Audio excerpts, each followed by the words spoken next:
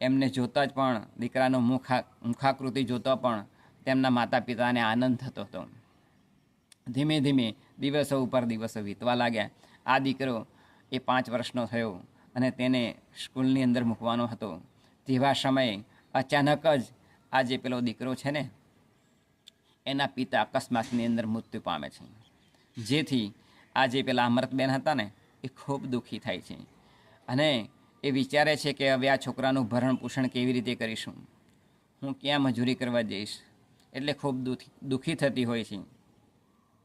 એટલે આમ જે બળવંતભાઈ હતા એમને ઉત્તર ક્રિયા બધું પૂરું થઈ ગયું. એટલે આ બાળકને મૂકવા માટે અમૃતબેન એક સ્કૂલની અંદર જાય છે. આ બાળકનું નામ રાખવામાં આવ્યું હોય છે દશરથ. આ જે દશરથ છે તેને સ્કૂલની અંદર મૂકવા માટે આ અમૃતબેન જાય છે. એટલે